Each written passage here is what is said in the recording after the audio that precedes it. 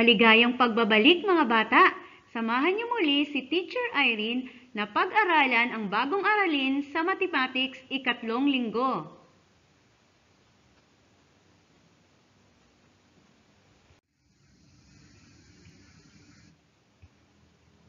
Mathematics 1, unang markahan.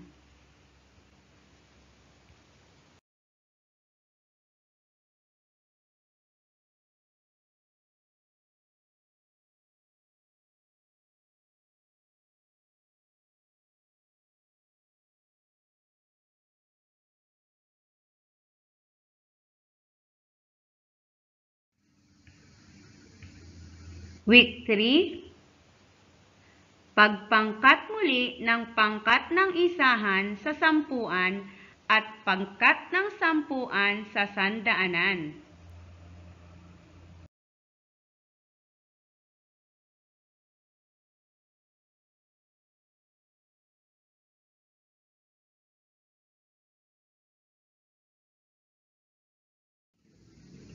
Bago tayo dumako sa ating bagong aralin, sagutan muna natin ang balik-aral.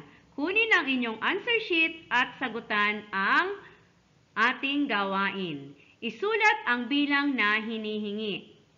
Unang bilang, anong bilang ang labis ng isa sa 57? Maaari na kayong magsagot mga bata.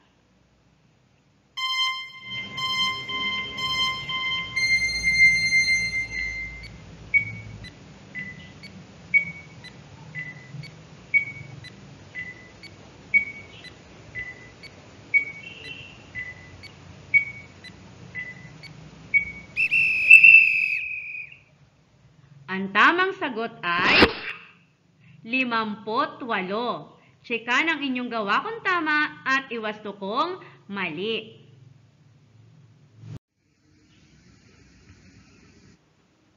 Ikalawang bilang, anong bilang ang kulang ng isa sa 19? At ikatlong bilang, anong bilang ang labis ng isa sa 37?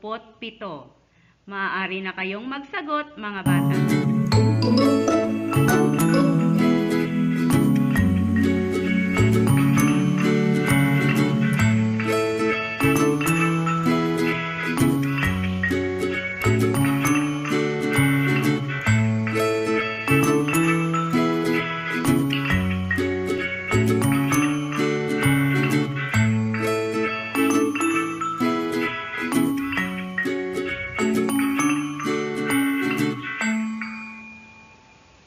Ayan, tapos na ang inilaang oras sa pagsasagot mga bata. Sagutan na natin ang bilang 2 at bilang 3. Ang tamang sagot ay 18. At sa bilang 3, ang tamang sagot ay 38. Tsekan ang inyong gawa kung tama at iwasto kung ito ay mali. Yan, dumako na tayo sa layunin ng aralin ngayong linggong ito, mga bata. Pagkatapos ng araling ito, ikaw ay inaasahang maipangkat muli ang pangkat ng isahan papunta sa pangkat ng sampuan at pangkat ng sampuan papunta sa pangkat ng sandaanan.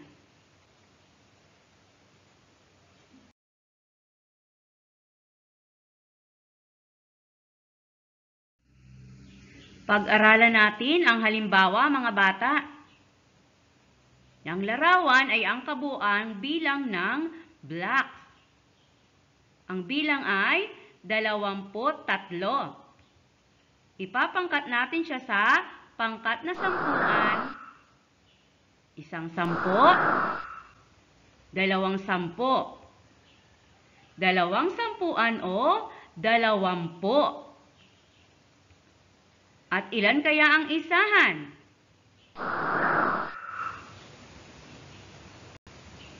3 isahan o 3. Yan ang pagpapangkat mga bata.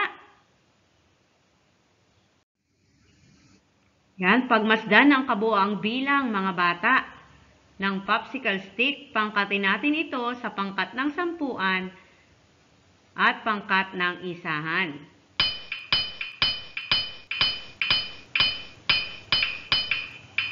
Sampung popsicle stick, 10 tig-iisa. Papangkatin natin sa 10. Yan. Isang pangkat na lang ng 10 ang 10 tig-iisa. Ang 10 ay isa, ang isahan ay 0, ang bilang ay 10. Pangkatin naman natin ang pangkat ng 10 patungo sa 100.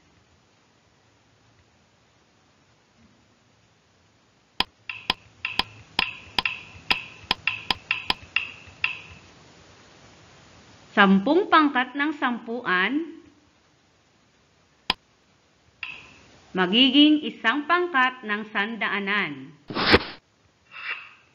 0 sa isahan, 0 sa 10, at 1 sa 100. Ang bilang ay 100.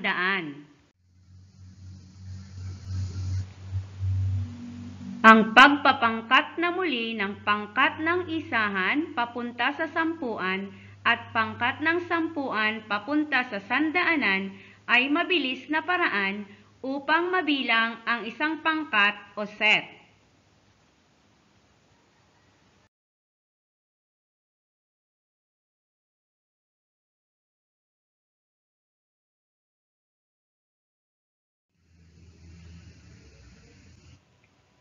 Ito ay sinisimulan sa pinakamataas na place value. Halimbawa, sisimulan mo sa 10 o tens place at ang sunod ay isahan o ones place.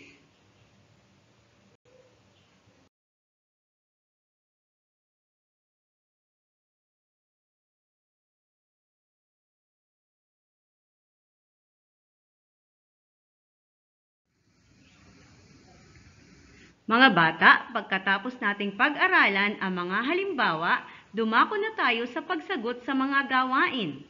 Gawain sa pagkatuto bilang isa. Isulat kung ilang 10 ang mabubuo sa bawat larawan. Isulat ang sagot sa inyong sagutang papel. Kunin muli ang inyong answer sheet. Bilangin at pag-aralan ang mga larawan.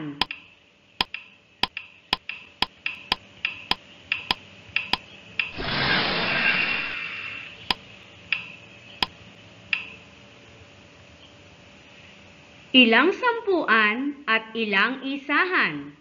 Maaari na kayong magsagot, mga bata.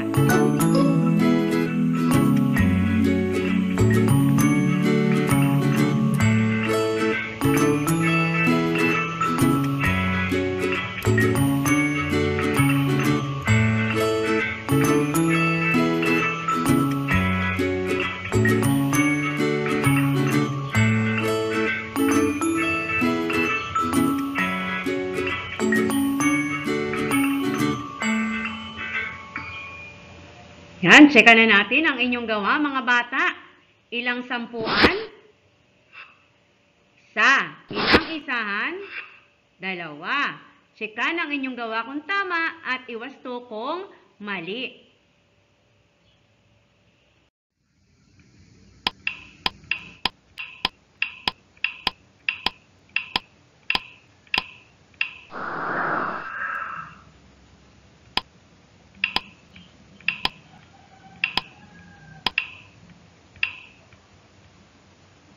Ilang 10, ilang isahan? Maaari na kayong magsagot, mga bata.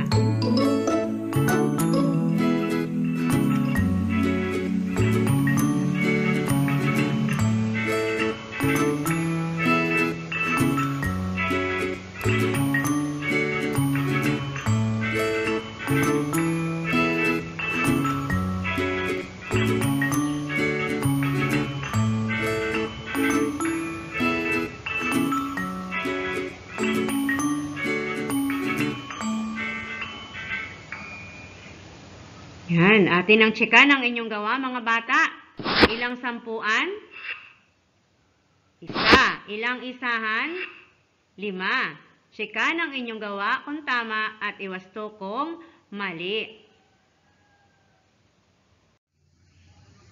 Mga bata, dumako na tayo sa gawain sa pagkatuto bilang 2. Pangkating muli ang mga tiles sa pangkat ng sandaanan, sampuan at isahan. Iguhit ang sagot sa sagutang papel. Yan mga bata, masdan at pag-aralan ang mga tiles. Pangkatin ito sa pangkat ng sampuan at isahan. Iguhit ang inyong sagot sa inyong sagutang papel. Maaari nang magsimulang mag-drawing mga bata.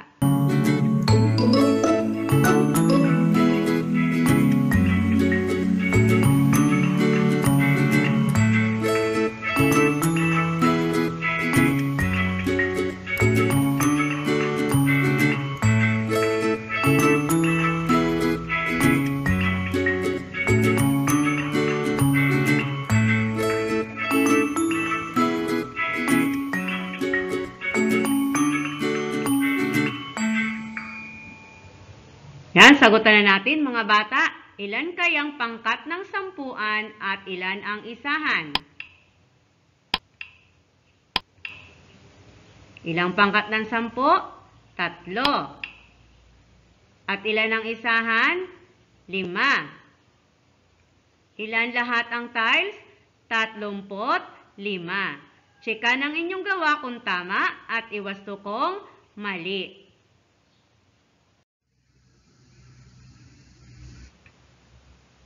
Mga bata, masdan at pag-aralan ang mga tiles. Pangkatin ito sa sandaanan, sampuan o isahan. Maaari na kayong mag-drawing sa inyong sagutang papel.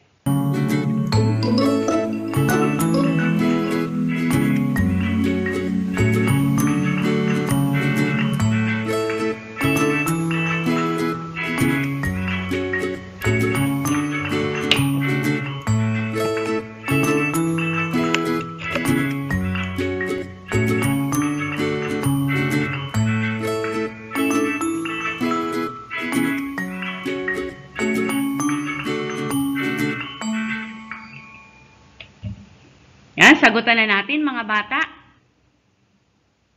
Ang tamang sagot ay isang pangkat ng 100 sa sandaanan. 0 ang sampuan at 0 ang isahan. Ang bilang ay 100. Tseka ng inyong gawa kung tama at iwasto naman kung mali. Gawain sa pagkatuto bilang 3. Muling pangkatin ang mga larawan. Isulat sa iyong sagutang papel kung ilang sampuan at isahan ang mabubuo.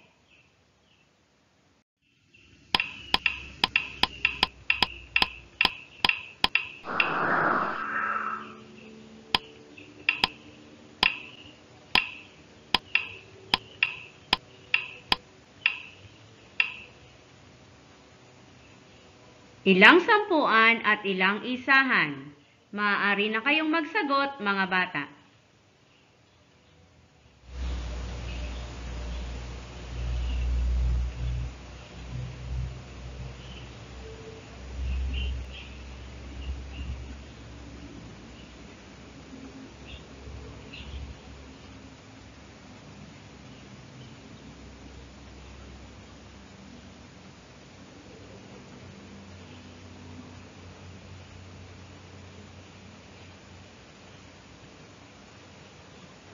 Okay, sagutan na natin mga bata.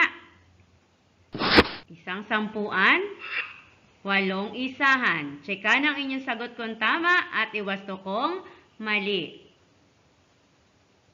Kasunod na bilang,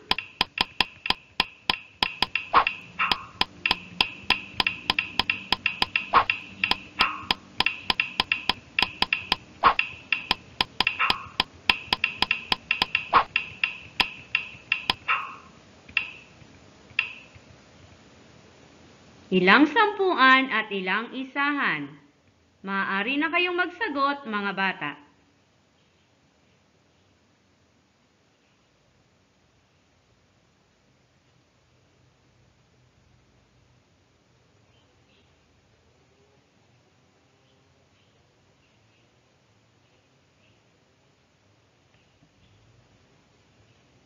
Yan, tapos nang magsagot mga bata, atin ang sagutan.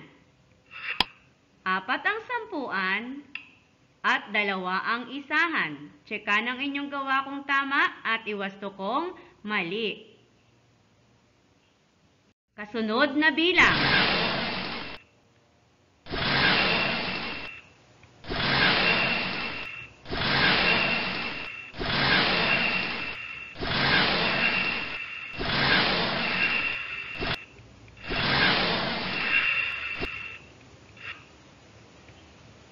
Ilang sampuan at ilang isahan?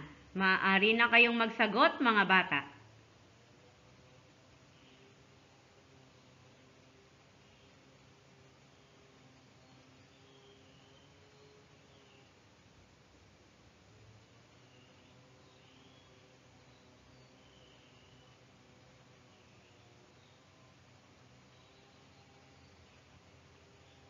Tsika na natin ang inyong gawa mga bata.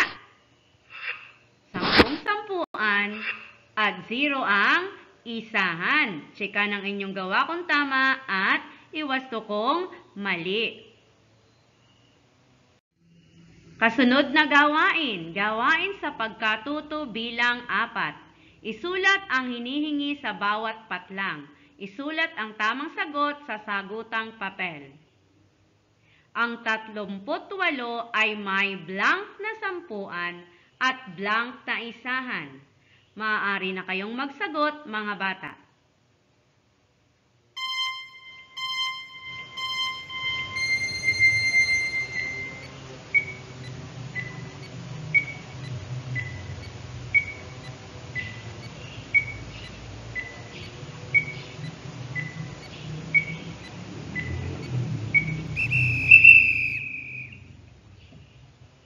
Sagutan na natin mga bata.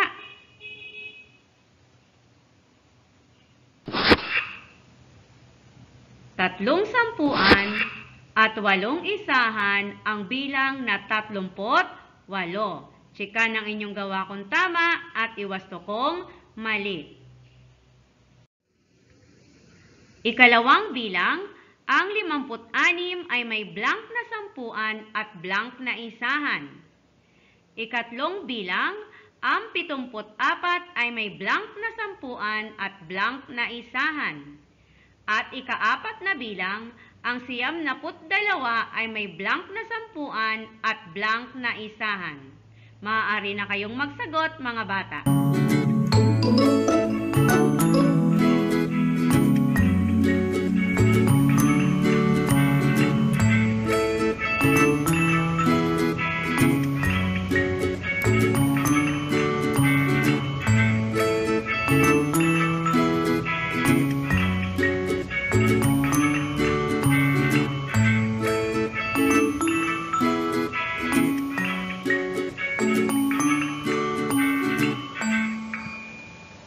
Sagutan na natin mga bata.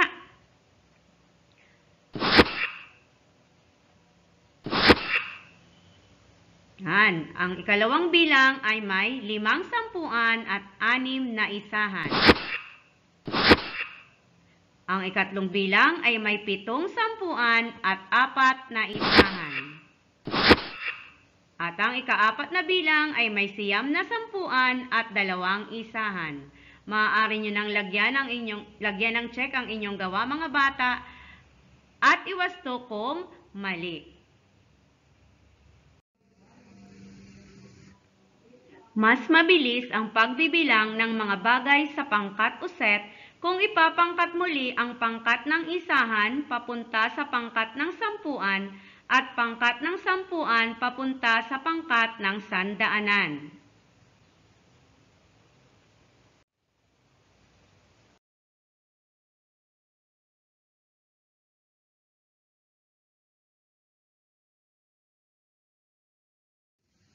Dumako na tayo sa gawain sa pagkatuto bilang 5. Piliin at isulat ang letra ng tamang sagot sa inyong sagutang papel. Unang bilang, ilang sampuan ang mabubuo sa bilang na 84? Maaari na kayong magsagot mga bata.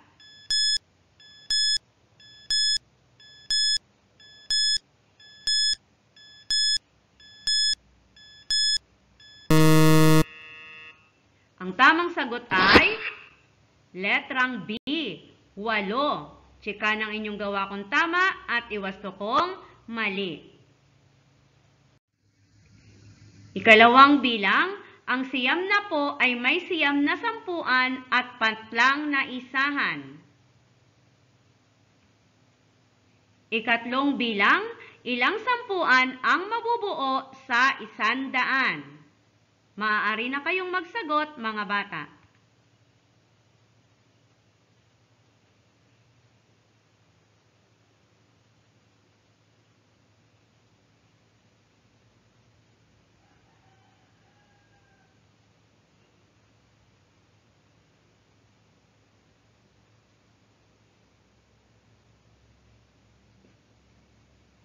Tsika na natin ang inyong gawa, mga bata. Ang tamang sagot sa bilang 2 ay A, 0 ang isahan. At sa bilang 3 ay C, 10 ang sampuan na mabubuo sa 100. Tsika ng inyong gawa kung tama at iwasto kong mali. Ika-4 na bilang, ang 3 sampuan at 9 na isahan ay katumbas ng. Maaari na kayong magsagot, mga bata.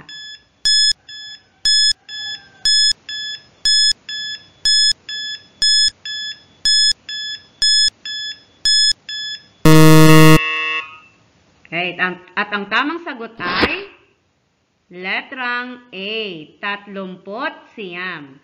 Tsika ng inyong gawa kung tama at iwasto kong mali. Ika-5 bilang, alin sa mga sumusunod ang nagpapakita ng wastong pagpapangkat?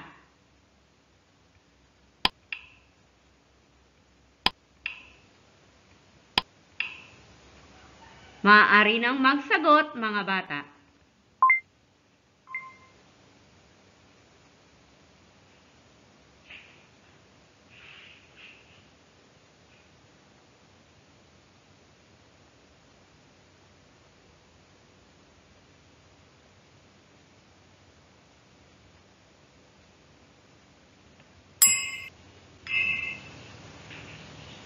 At ang tamang sagot ay letrang B. Sana ay naunawaan ninyong mabuti ang ating aralin ngayon, mga bata. Hanggang sa susunod, maraming salamat!